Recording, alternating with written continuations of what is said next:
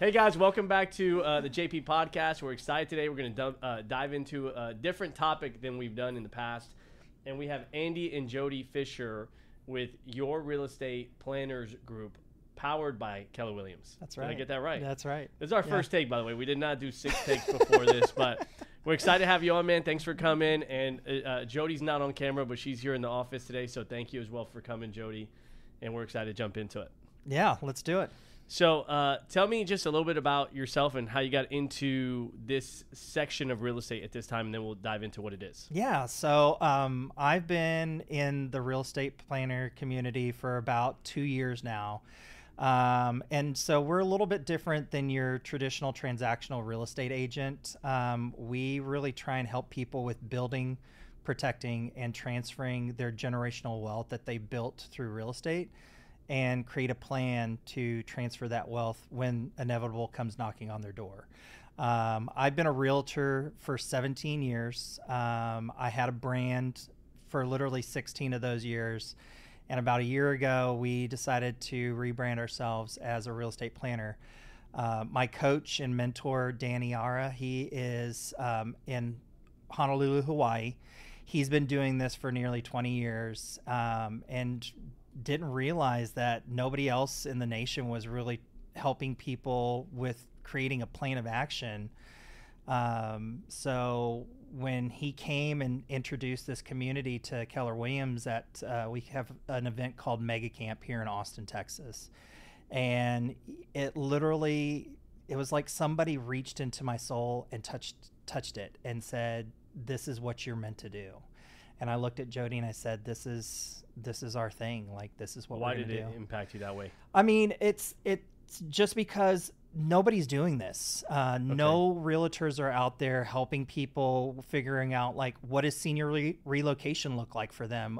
What does, using a 1031 exchange to protect your tax liabilities and transfer to another, property. Nobody's talking about Delaware statutory trust at all. So you saw it as an opportunity to help people. Absolutely. I want to I feel like I need a giant megaphone and scream it from the top of the Frost Bank building and let everybody in the Austin area know about these things. So what is the difference between just selling real estate and helping somebody plan? So the difference between selling real estate and being a real estate planner is a traditional transactional real estate agent is going to show up to your home and they're going to say, "Hey, I'm ready to sell this house. Look at all of the great things I can do to help get your home sold."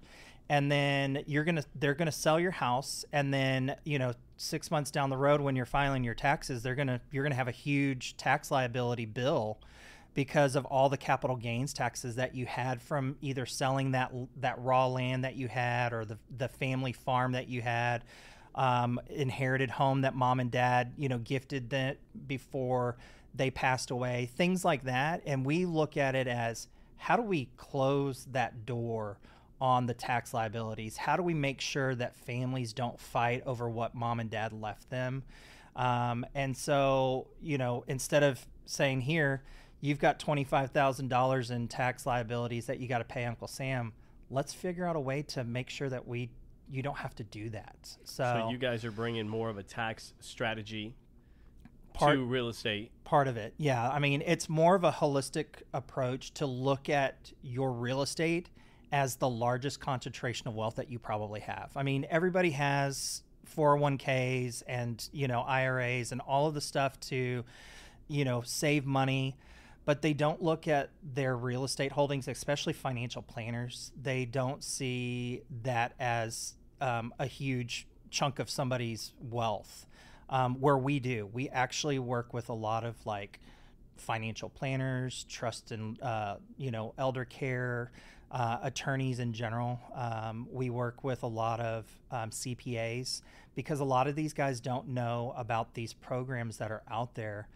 And all we're trying to do is make sure that we can help somebody understand, hey, we're not trying to do anything illegal or anything like that. We're showing you things that are actually available to you to take advantage of, and then helping them figure out what is your plan, because there's one thing I've learned is we're all going to, pass away someday. And literally 70% of Americans don't have a plan in place on how are they going to transfer that wealth that they've built to the next generation or their heirs. So are you guys primarily looking to, do you market yourself to individuals or do you market yourself to financial professionals? I mean, we work with everybody. So we want to help.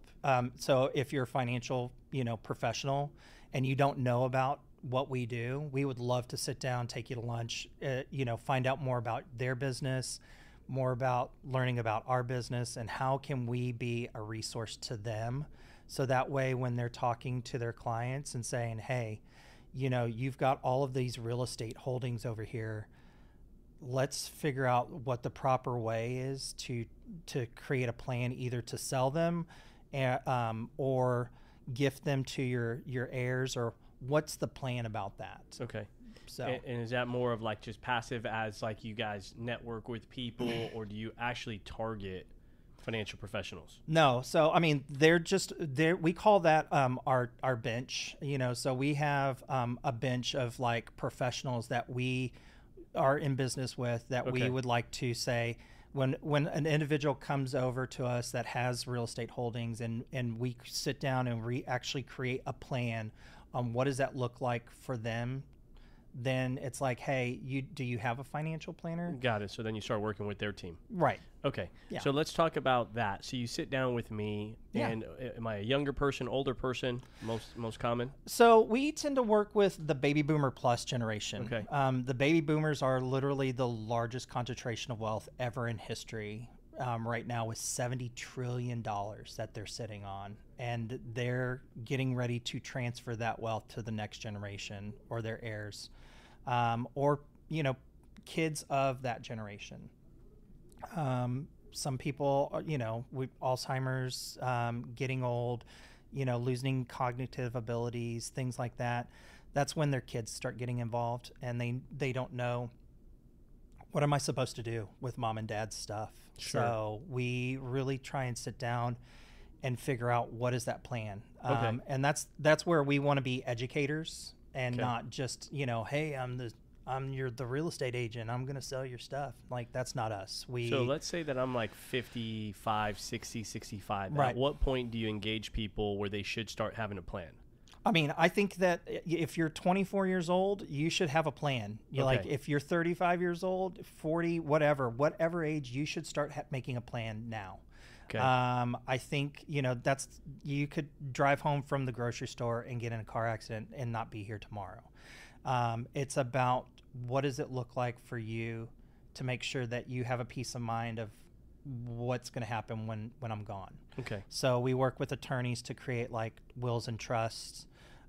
We also do probate. So if somebody did not have a will or trust in place, like, what does that look like to make sure that all the boxes are checked off? So let's, and we do insurance and investments here. So we're all about planning. The sooner you plan, the better the plan is. Exactly. Right.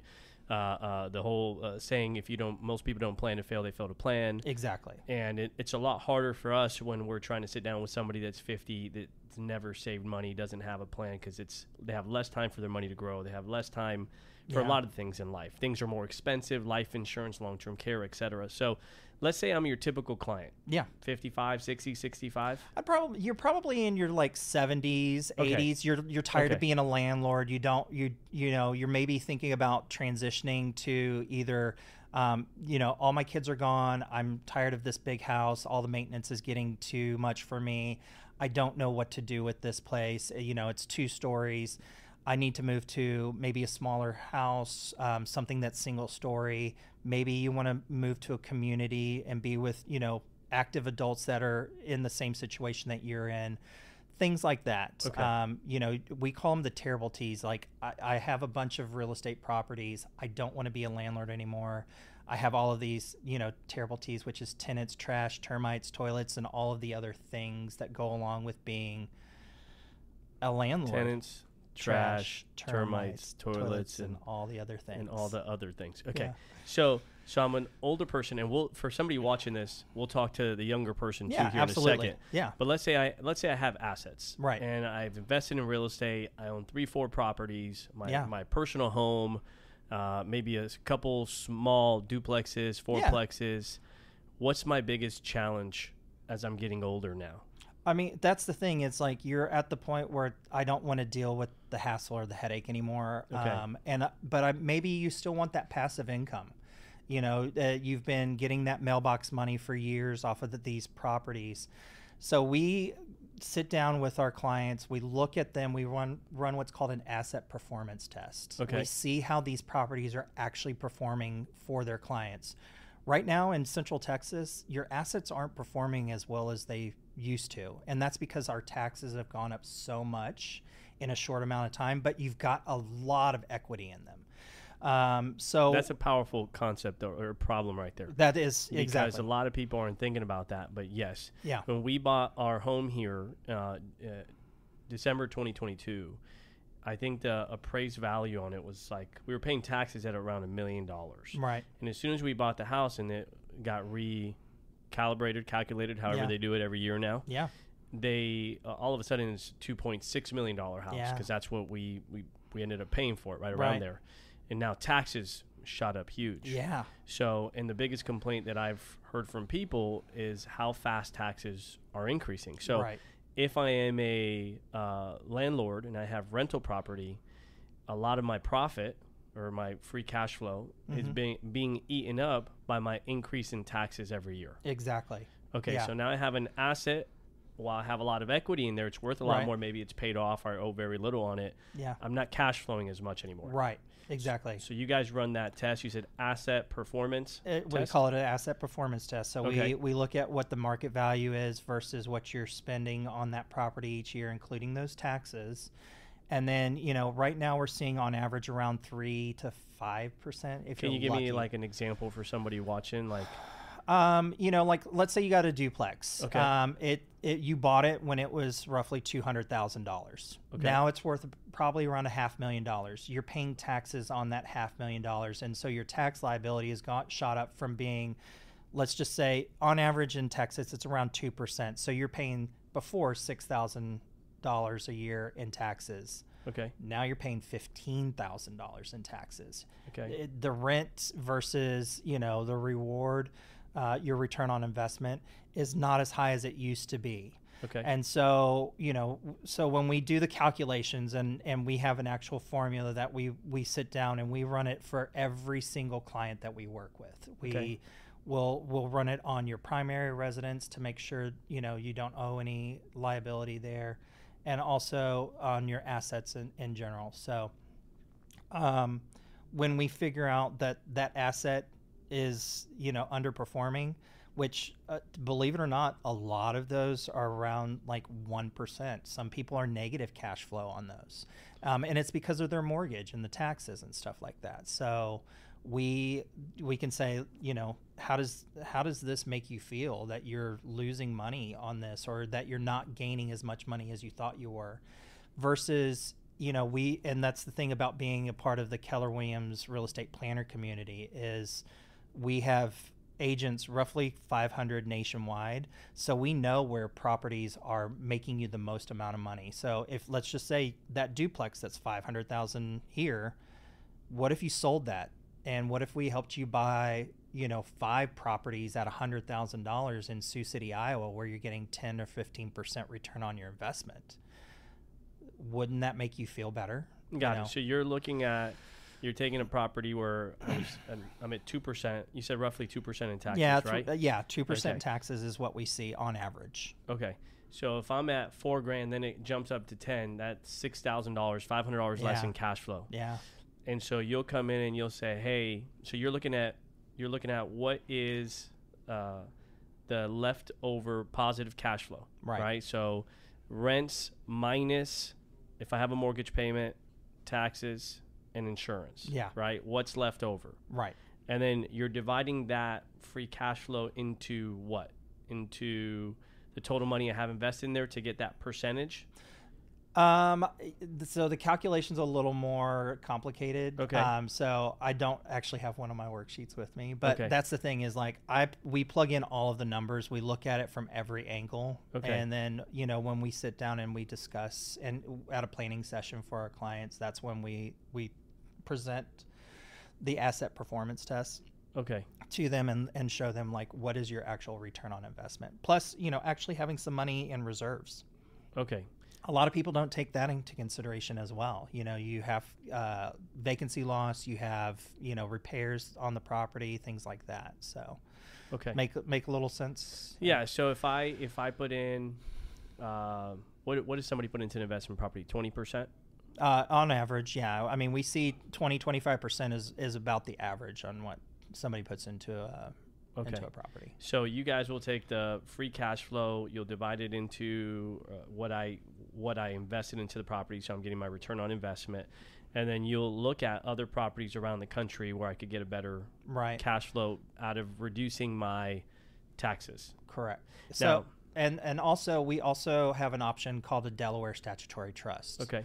So a lot of people don't know what that is, and financial planners that actually deal with Delaware Statutory Trust aren't allowed to talk about it. So I don't know what it is. So can you explain? Yeah. So are you familiar with what a REIT is? Yeah, a real estate investment trust. So Delaware. So for somebody that doesn't know what a REIT is, what is a REIT? It's basically you are a fractional owner in an investment property with other investors. A REIT is basically, let's say you've got $100,000 and you're going to buy a $35 million apartment complex. So you're going to go in with another group of people to purchase that, and that you're now a fractional owner of Got that. it. So if we raise all this money, whatever my percentage is of the total money raised for this real estate transaction, that's the percentage of that property that I own. Now, the thing about a REIT is it's not recognized by the IRS as being able to use a 1031 exchange into. And the difference is with the Delaware Statutory Trust, it is. So a Delaware Statutory Trust is basically the same as a REIT, but it's recognized by the 1031 exchange. So you can sell your investment property here and then do a 1031 exchange into a Delaware Statutory Trust. And the great thing about a Delaware Statutory Trust is it's completely passive income. So you get appreciation, on the property. You get to claim depreciation on your taxes. You get an income monthly from the whatever is that property is. So a Delaware Statutory Trust is typically like Amazon warehouses. ESPN headquarters is a Delaware Statutory Trust. Storage communities, storage units, apartment complexes, hotels, things like that, A-plus properties that you're investing in. And the great thing is it's mailbox money. You don't ever have to worry about, collecting rent from anybody, because most of these places that you're investing in, they do a lot of due diligence to make sure that there's going to be some kind of return on your investment. So, okay. Yeah. So take it, we'll dissect that. Yeah. For somebody that is not familiar with real estate and they're watching this, like, what the hell did that guy just say? I know, right? and I didn't even find out about these until a year ago, and I've been doing real estate for 17 years, and I was like, why hadn't I ever heard of this? Sure. So it's pretty amazing. So a 1031. So I bought a house. Right. And we'll go back a step. If I own, we live in our house. Right. And it goes up in value. Correct. That's what you mentioned in terms of appreciation. Correct. Right. And that's equity. Correct. Right. So I bought it at $200,000. It's worth $500,000. Correct. So I have $300,000 in equity. Right. If that's my primary residence, when I sell it, do I have to pay taxes on the $300,000? So according to Tax Code 121 with the IRS, on your primary residence only, you get a tax-free deduction for a single individual of $250,000. For a married couple, it's $500,000. Okay. And so anything above and beyond that, you will have to pay capital gains tax unless we sit down and we strategically figure out how can we maybe eliminate or mitigate that liability. Okay, so we'll go back to that scenario. I bought it for $2, it's worth $5. Right. We have $300,000 in equity. Correct. Since I get $250,000. Are you single or are you married? So $500,000. You don't have to pay any taxes on that. Okay, so we sell the house. We got $300,000. It's sitting there. We put it in something. Yep. You can roll it into a new residence. You can do whatever you want with it. Okay. It's your money. Now, let's say that was an investment property. We don't live in it. Right. So we bought it for $2. It's worth $5. We sell it. We now have $300,000 of profit. Correct. Right. Does that person, again, a new person watching this, do I have to pay taxes on $300,000? Absolutely. Yeah. And Okay. you will pay capital gains tax on that appreciation, that, what you've made, that $300,000. Now, you can use the 1031 tax code, which allows you to transfer that profit to another investment property. Okay. You can sell it. You can sell one property and buy 3 properties. You can sell, 3 properties and buy one. It's all kinds of combination. It's what they consider like property. Okay. And it's crazy the things that are considered like property. So if you sold a single family home, you could go buy a shopping complex with it. If you sold a duplex, you can go buy raw land. You can also buy mineral rights. Okay. You can buy mineral rights is also considered like property. So these are things that you can use the 1031 exchange for. Okay. And of course, I'm not a CPA, so Sure. I don't play one on TV. Go talk with the CPA about this, but This is not tax advice. Disclaimer. I'm just explaining what I've learned and how to use these things. So I'm an investor. I have these couple properties I bought, yeah, and I have all the T's. I have tenants, trash, termites, toilets, yeah, tenant calls, people, all the things. And I'm older. My wife Yeah. and I don't want to be having to deal with the problems, the overhead, something happens. Yeah, So I have these properties. We have some money, right, and we just decide we want to sell everything and simplify our life. right, And now I have to pay capital gains taxes on all of this. right. Or I can do a 1031 exchange Yeah, and consolidate it or move it into multiple. Yep. Like you said, take 1 into 3 or 3 into 1. right. Or buy a Delaware statutory trust. And if I was to go put it into a REIT, A Delaware statutory trust. You can't put it in a REIT. A normal REIT. You can't do that. I'd have to pay capital gains Correct. taxes. Yes. So the way that I avoid paying capital gains taxes is the 1031 exchange. Yep. And one of the options is a Delaware Statutory trust. statutory trust. Yeah. Could I just so if I go buy an apartment building, I take 3 into 1, I still have the same problem with tenants and all those other things. Correct. So there Okay. are some, and that's the thing. We've actually helped our clients even come up with ways that we can, let's say they have all of these properties, but they want to buy their dream house with it. Well, we sold their properties. They had 4 different investment properties. And so we found their dream home. And what we did is we helped them purchase their dream home. But the thing is, they couldn't move into it right away. So we rented it out for 2 years. And if by, IRS code, if you can change the intent after 2 years and a day. Okay. So basically we rented it out for 2 years, and then 2 years and like a week later they moved into it and they're living in their dream home. Okay. So it's all about using the proper planning to make sure that you can utilize the system how it's meant to be used. Okay, got it. And so the biggest reason for people, because you're dealing with people, again, the older person, Right. 70s, tired of tenants. Yeah. So I want to put it into a project that allows me for it to be a 1031 exchange. Yes. But does not require all the management, headache, stress. Right.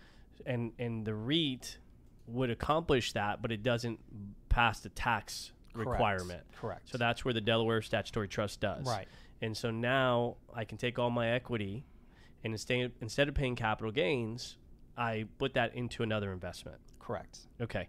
And then that Swap until you drop is what we use. Is basically you're swapping. You're basically kicking the tax, what you owe the tax man down the road. Okay. Until Do I you have drop. to be an accredited investor to invest in a You Delaware do. Statutory Trust? Yep. So And it's what is an accredited investor? accredited investor is somebody that has a net worth of roughly $1 million. So Okay. it's give or take. Sometimes they can make an exception if you're a little bit below, Okay. but a financial planner will run that for you and decide. And so they look at everything. They look at how much do I have in my 401ks, IRAs, you know, if you have any futures or anything like that, and your investment properties, your primary residence does not count. Okay, towards so that. all other assets besides primary residence. Correct. And you did real estate for 17 years Yeah. before you started doing the 16. So 16. Yeah. Okay, now this has been the last 2 years. So I started. I started learning about this 2 years ago. Okay. I became a certified real estate planner about 1 year ago. Okay, got and it. So as a realtor, you were helping people purchase properties, purchase investments. yeah, selling, purchasing, all of that. Okay, but you weren't adding this service or this education. No, at the I didn't time know of the about it. sale. Yeah. Okay. And were you primarily in residential or commercial or? I primarily do residential. I am a licensed broker. I mean, so basically I have kind of like my master's degree in real estate, but I don't own my own company. I like being with Keller Williams. I got it. Yeah, you told me you Yeah. appreciate it. Yeah. Okay. So now I'm older. You sit down with me. Hey, do you have a plan, George, on what you're going to do? Yeah. Well, we have the cash flow. We want to keep the cash flow, Right. but we'd obviously like less headaches. Right.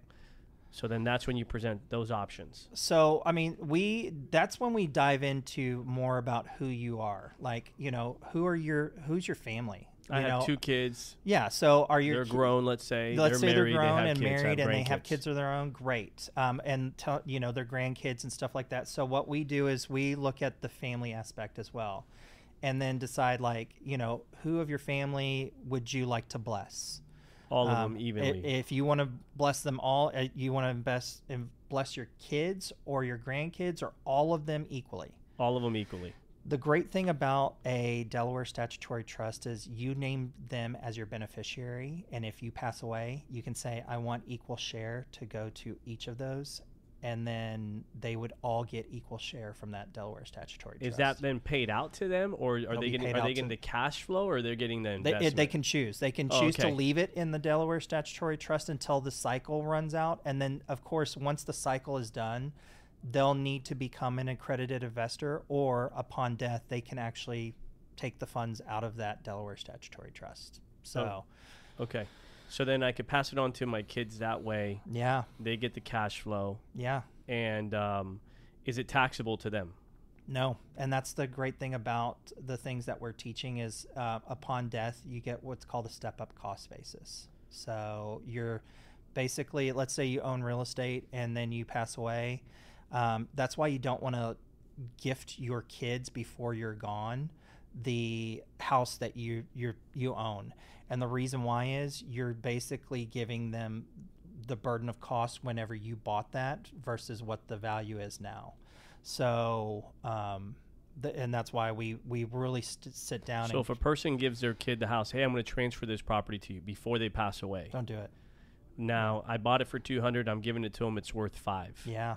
At the time I transfer it to them, do they have to pay taxes on that difference? Not or when on they the time that you transfer it, but when they sell that property, they're going to pay the capital gains tax based on what you purchased that property. Got it. So for. they would have to pay a capital gains bill on $300,000. Correct. But Now, if I wait till I pass away, yeah, and then upon death transfer is what we call it. upon death transfer, Right. then now they inherit this property Mm-hmm. at $500,000, free and clear of taxes, meaning Correct. that their value is $500. So if they sold it tomorrow, they don't have to pay taxes. Correct. And then if it goes up to $600,000 and then they sell it, then they would only pay capital gains taxes on that additional $100,000. Correct. Okay. So if my money is inside of that trust that you mentioned, Right. and I pass away, Mm-hmm. does the cash flow that's coming, the monthly cash flow, however is cash flowing, Right. do they have to pay taxes on the cash flow? Correct. That's income.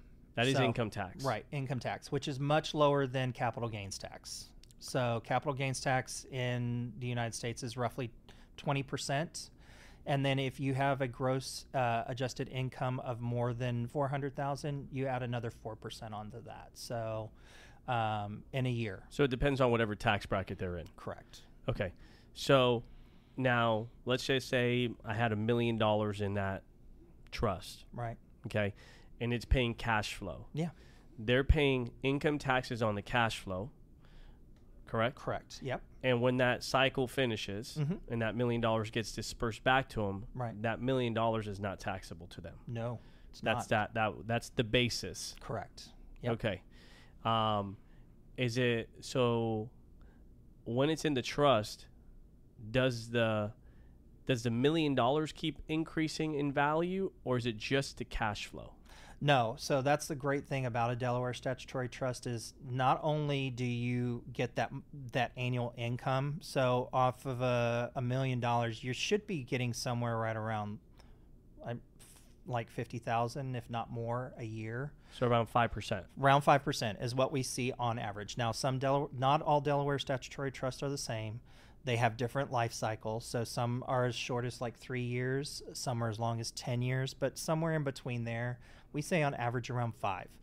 The only thing that a lot of investors don't like about a Delaware statutory trust is they have no say-so. Like there is no, I don't get to go visit my property and go check out the bathrooms or something in a Amazon warehouse. Like you are completely passive and you're riding, shotgun on this deal. But you get that great 5% return on investment. And, while the life of that trust is happening, that Delaware statutory trust, you're getting appreciation on the property. So, the people that invested in a Delaware statutory trust back in like 2019, 2020, like they're literally doubling their money because of how much appreciation they got in such a short amount of time. Okay, so that $1 million by the It's time now $2 that million site is $2 million. Yeah, And then I pass away. and then you pass The away. $2 million is now the new basis. Is the new basis for your family, and they and that's the thing. It can be distributed evenly to your heirs. Okay. So. And if it's still within the investment period, right, then they can't get the $2 million. Oh, they can. They can, like upon that person's death, they can. They can. Okay. They have a choice. They can either withdraw it immediately or leave it through and still get that income. Okay, so I as the investor, Yeah. in that statutory trust, can I decide I want to pull out my money and go put it somewhere else, or do I have to wait till the end of that? You have to wait till the end of the cycle. Okay, so you get a huge penalty. So the investor has to wait, Right. but if the investor was to pass away, the heirs do not have to wait. Correct. Okay. And that's how it works. Okay. So and you And said, like I said, double check with financial planners and CPAs and full stuff like disclaimers, that. Yeah. we're not tax professionals or tax financial advisors. This is all concepts. This is what I like. This is what I've learned to be true. I got it. Okay. And so if my property is performing at better than a 5% return, right, I'm cash flowing 7, 8, 9, 10% return on investment. Right. Does the trust, from a return on investment standpoint, I don't see a trust making sense. Is that correct? I mean, I would say, if you're getting that great of a return, don't sell. Like, why I would be doing you a disservice if I told you to sell your property. Like, don't just put money in my pocket. Like, you're actually getting a good return on your investment. And I'll tell you that straight out. Like, don't sell this. Okay. Until the point where you're just, I don't want to sell this, or I don't want to own this anymore. Like, at all. So I'm done doing the work, or I'm not getting a good return. Correct. Those are the two times that you do that. Okay. And what other tax strategies do you have for those people that have built a good nest egg? Is that the main one that you say you would use? I mean, that's what we do. I mean, we really look at the real estate aspect of, how is this real estate benefiting you? So, I mean, there's two types of properties. There's your personal property, which you should definitely have an emotional attachment to. And then there's your investment properties. And you should always be thinking in the mind of an investor. Like, how can I maximize this? How can I make more money? Sure. Not that dad left this to me and, I need to hold on to this and I'm not making any money and I'm paying, absorbent amount of taxes on it. So. Okay. And then let's go back to before we transition to the younger person starting off and building their wealth. In investment real estate, right, there's the appreciation, so people can understand that, right? It goes up in value, that increase in equity. If you were to sell, that's profit for you. Correct. Right, minus taxes. Right. Now, depreciation, for somebody watching this that doesn't know what depreciation is, Can you explain that to the person? Yeah. So depreciation is the ability to actually take a tax deduction on your investment property.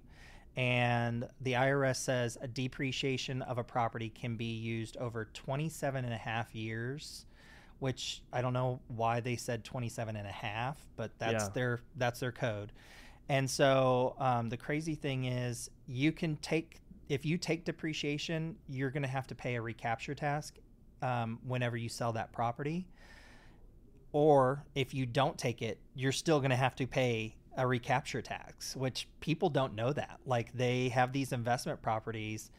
And so, you could have taken depreciation all up front, so you get a lot of money back at the beginning, or you can take it over the life of that 27 and a half years. But once that cycle ends, it's done. Like, you can't take it anymore. And so a lot of people, especially here in Austin, Texas, they bought investment properties like back in the 80s when it was dirt cheap, and they've just been holding on to these properties. Well, their depreciation has long gone. Got it. So when they sell that property, they're going to have to pay that depreciation recapture tax back. Okay. So we have that $500,000 home or investment property. Okay. We take from depreciation, from what I understand about it. Yeah. It's not the land, it's the building. Correct. Okay, so it's the assets, like, on the property. Okay. The improvements. Right. So if when I bought the house for $200, the land was worth $50. Right. And the building was worth $150. Yeah. Then I can depreciate the $150. I believe that's just the building. Right. Yeah. Okay. So then I take that $150 and I divide it by 27 and a half, and that's roughly my. That sounds right. That's to me. roughly my depreciation. I would double check with the CPA, but yes, I believe that is correct. Okay. Now, I've done that. I've been in the property forever. Yeah. Now I sell it. Okay. And you're talking about the recapture tax. Right. So if I depreciated that property, all that depreciation, so I had my income minus my expenses, maintenance, etc., interest on my loan. Yep. I deduct all my expenses and I have that net profit. Right. I then minus depreciation from that, and now I have my actual profit, what I have to pay taxes on. Yep. Now I sell the house. Mm-hmm. What happens to all that depreciation that I took over that 30 years? I have to pay back. So when I sell it, it will be like a tax? As far as I know, yes. And like I said, I would double check with the CPA on that. But yeah, you're gonna pay a recapture tax. And when you do a 1031 exchange, you don't like, as far as I know, you don't have to pay that. You are literally deferring all of your taxes, and that's why we call it swap until you drop, is because you are deferring the tax liabilities that you have until you're gone. So not only did I defer the equity, right, but I also deferred the depreciation correct that I had taken. Correct. Okay. Yeah. And so when a person's looking at a return on investment, there's other factors that they have to also consider. Absolutely. From a tax standpoint, in terms of, it's not just I have a $2,000 bill and I'm bringing in $3,000, so I'm making $1,000. Right. It's also what's the appreciation per year on that property on average. It's also what's the tax savings through depreciation, so that I can get a real actual asset performance result. Exactly. Okay. So I have appreciation. Yep. I have depreciation. Yep. And then you talked about some people take that depreciation, up front faster. Correct. From what I understand, that's done through a cost segregation study. Correct. And so you pay a firm that does those things. They'll come in and they'll look at, hey, your carpet wears faster, your floors wear faster than your ceiling does. Exactly. So you can get more write-offs faster. Correct. Okay. So I have appreciation. I have depreciation. What was the other aspect that you talked about on the investment side? Was it more just the tax? You got the leverage aspect as well. So the great thing about a DST is you don't have to get a loan for the properties that you're doing with the DST. It's because it's a non-recourse loan. What is a non-recourse loan? So basically, it's the DST as a whole is getting the loan for the property, not me as an individual. So we don't have to have like 200 individuals that's getting loans for approval for the loan. Got it. So the trust itself is what's getting approved. Correct. Okay. And then there's the benefit, again, that has managers and people that are managing that property investment. management companies and stuff like that. Yeah. Okay. Any other wealth strategies that you do for people that are older that have investments? Anything else, or is, again? Yeah. So, I mean, a lot of the stuff also that we do is making sure that families don't fight when mom and dad's gone, like when an individual goes away. Sorry. Yeah, I'm sure that is a big challenge for people. Absolutely. I mean, and that's the thing. We've all heard of the stories of, brothers and sisters, family fighting over what, grandma and grandpa left for the family. Sure. And so our goal is how do we create that plan so that way, fights don't happen between families? Because trust me, the biggest thing that happens, who gets the money, is lawyers whenever families fight over what mom and dad left them. So we make sure that there's a plan in place that, so a trust. A lot of people don't know what the difference between a will and a trust is. And a will is public, is going to go through the probate system. Anybody can contest it. A trust is literally an instruction manual that I left for my heirs to pull off the shelf, that's created by an attorney, and everybody follows the directions of what my wishes were. There's no change in it. There's no nothing, arguing. Yeah. Correct. You're getting 20%, 20, however they 40. Want it. Yeah, I mean, and that's what it is. That's what it is. And it takes off of that person. If somebody's getting more, right, it takes it off of them in terms of having to argue for that. Exactly. And this is and that's the thing. Like, we have, as a society, we don't talk about money with our family, and we're one of the few countries that do this. And we really believe that there should be a little bit more conversations about how I want to leave my legacy to my family. Yeah, nobody likes talking about death. Nobody does. But, I mean, that's the inevitable. We are all facing it no matter what. It's going to happen to each and every one of us no matter what. So it's just a matter of when.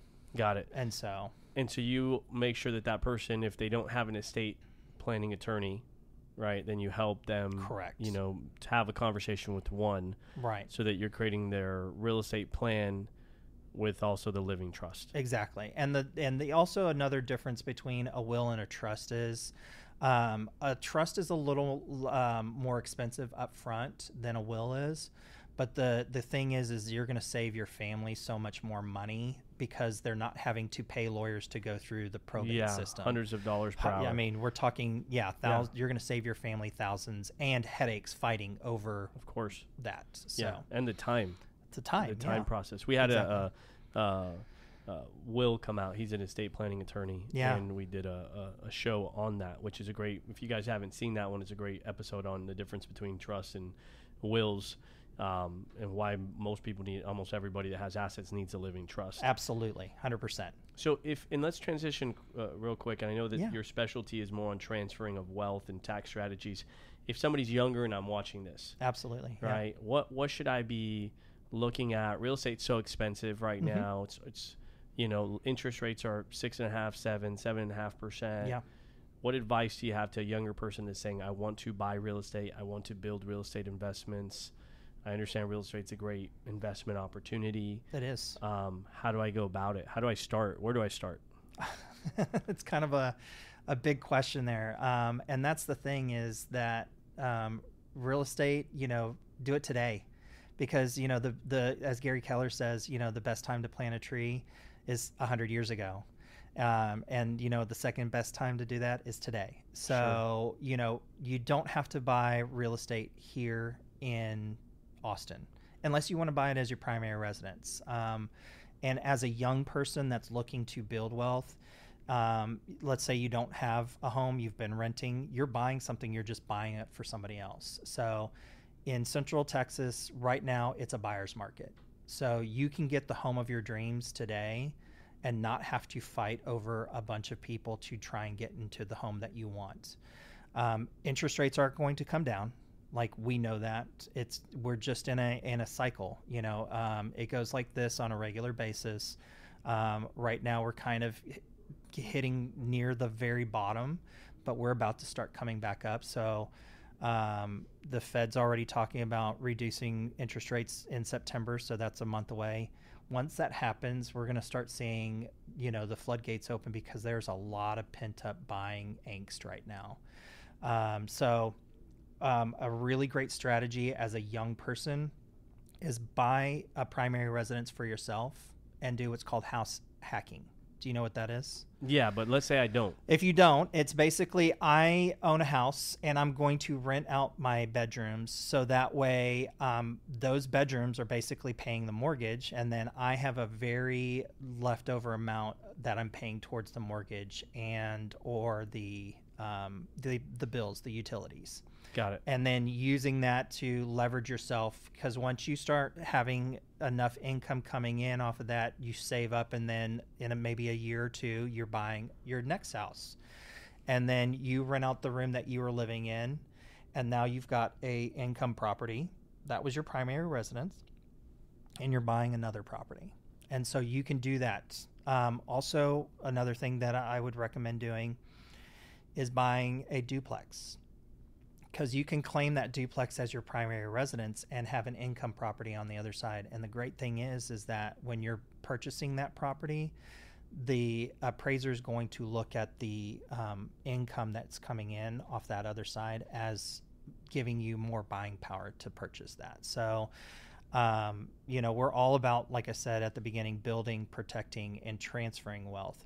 That's part of the building part of it. So you want to look at it as, how can I purchase something and then help me to catapult or springboard me into bigger and better things. Sure. So, yeah, that's a lot of people don't consider buying a duplex because they're not thinking that they could afford to own investment property. Exactly. Without understanding that there's an income coming in on that that can help them qualify. Exactly. Because they're only liable for, that other portion per se. Right. Well, thank you for coming on, man. Absolutely. This has been great for a lot of people. I'm sure people are going to be like, this was very detailed.